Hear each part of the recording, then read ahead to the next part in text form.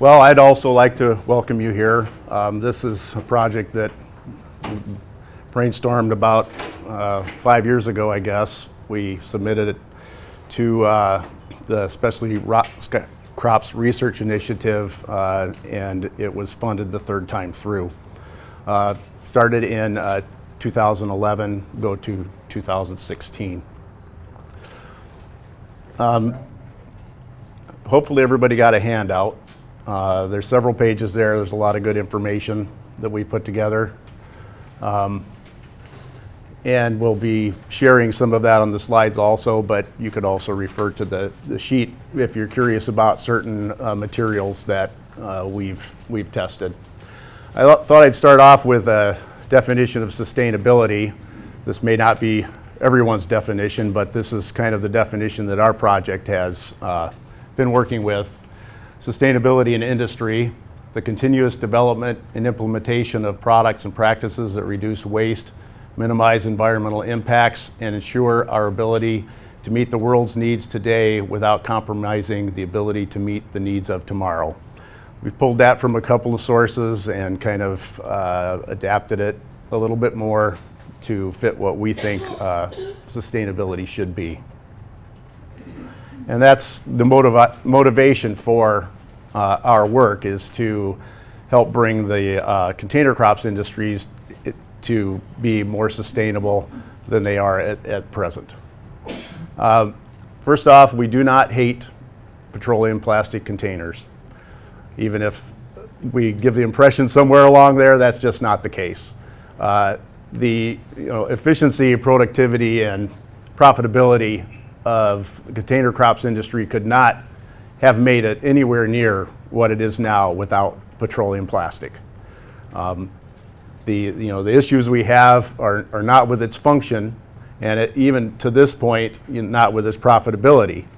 In fact, the only real issue with function is the phenomenon of root circling, something that they've been trying to do things about for years and haven't really found a good cure for the problem. We actually have results that have improved this problem that you'll get to hear about with some of the bioplastics.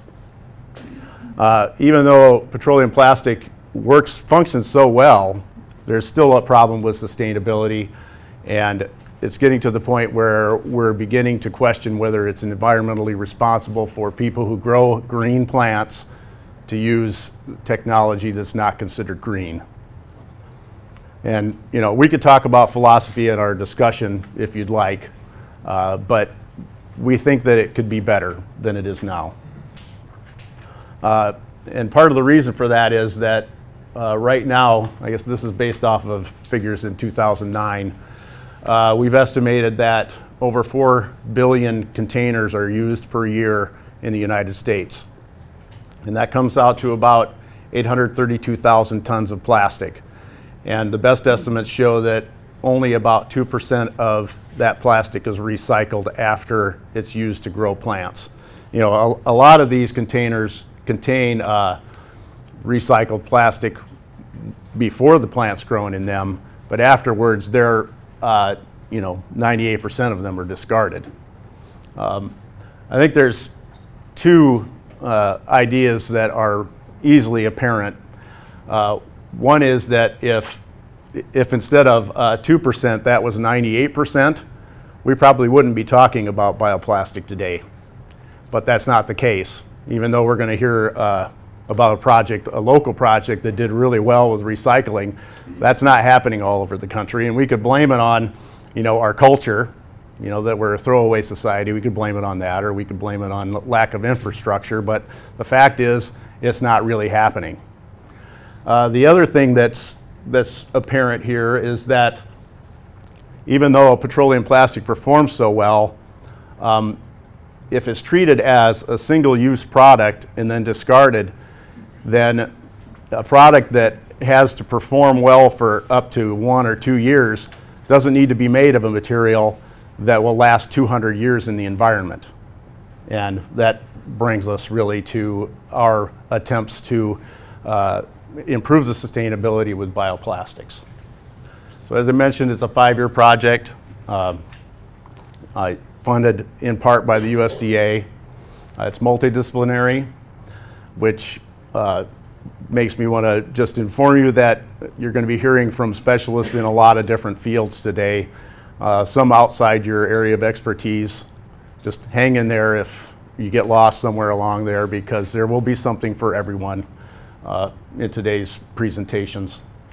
It's a systems-based approach. That was one of the requirements from the USDA initiative, that we're not just trying to produce one kind of container and then try to sell it to someone. We're examining the entire system. What's the best solutions? How can they be applied? How can they be implemented? What will it cost economically? And several other issues. Life cycle assessment and that sort of thing. It's a research and extension project. This project would not have been funded by the USDA without extension. They expect the results that we have obtained to be disseminated to the public.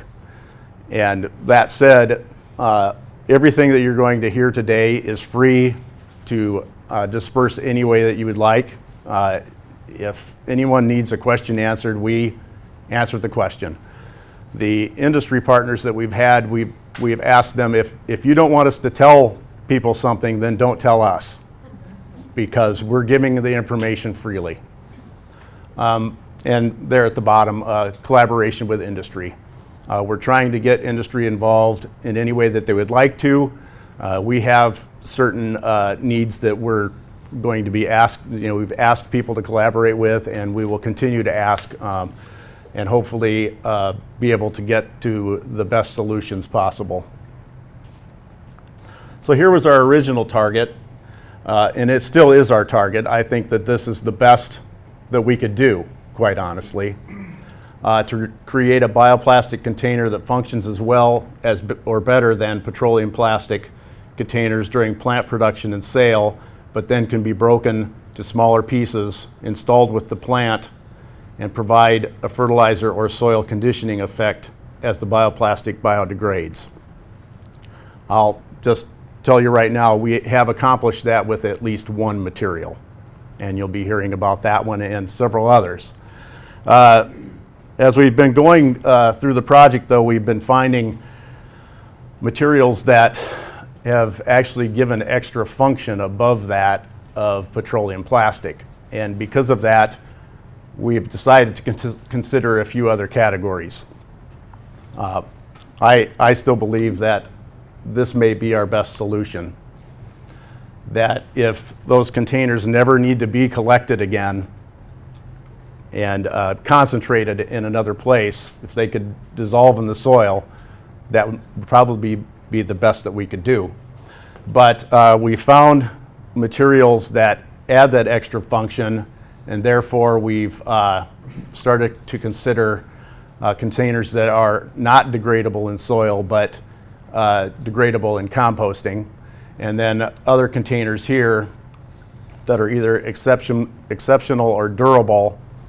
Some of those, the producer wouldn't need to change their practices at all. It would be just like producing petroleum in petroleum containers. And many of those can be recycled, which I think is the better of these three options. But they would be carbon negative in the landfill or carbon neutral if incinerated. Now, there's a lot of room for some philosophical discussion there too, but we'll leave that for later if anyone's interested. Our project has proceeded mainly in 3 rounds of development and evaluation. Round 1 was screening of numerous potential bioplastics and biocomposites, and in that first year we screened like 30 different materials. Round 2, we used the results from round 1 to improve the 15 best of those materials and evaluated them in the same ways that we did in the first round. And in round 3, which it will be coming up, that we're kind of gearing up for now, is collaborations with manufacturers to produce those containers on industry machines, and then with growers that will test those containers in an industry setting. So here's our project timeline and the components. I'll just try to go through kind of quickly. As I mentioned, it started in September of 2011 and will finish in September of 2016. As you can see, the first component there, the container development, we started at the beginning. We started screening the materials to see if they would make containers that would actually grow plants. I mean, if we find a material that degrades in the soil but won't grow plants well, then that's still no closer to the goal. So with that development, we also had the horticultural trials with each of the rounds. The little yellow indicator here was when the containers were made, and we started to do evaluations on them. So here was the second round, and now we're right about in the middle between the second round and gearing up to work with collaborators in industry to make those containers and disperse them out to growers. So that's going to be a while. Here's our projection for when those higher numbers of containers might be ready. Of course, that timeline may be adjusted as we go along. But so along with those two components, we've done biodegradation studies. To this point, it's all been in soil so that we could screen a large number of materials. Also, landscape evaluations to see what it would be like for transplant establishment of plants produced in those containers. And extension and outreach has begun. This is part of it right here today. And here's our container manufacturing collaborations, and then those containers will go to stakeholders that are growers, and the economic and social impact assessments, life cycle and sustainability assessments, and then finally best products and practices, where we put all of the information together and try to find the best of the best. And then there will be results published in a book form toward the end of the project. You've seen some of the names here before. Here's our main group. Bill Graves is our principal investigator. Unfortunately, he couldn't be here today. But you'll see many of these people, the COPIs, coming up and giving presentations today. And here are some of our key personnel that you may be familiar with or will be hearing from today also.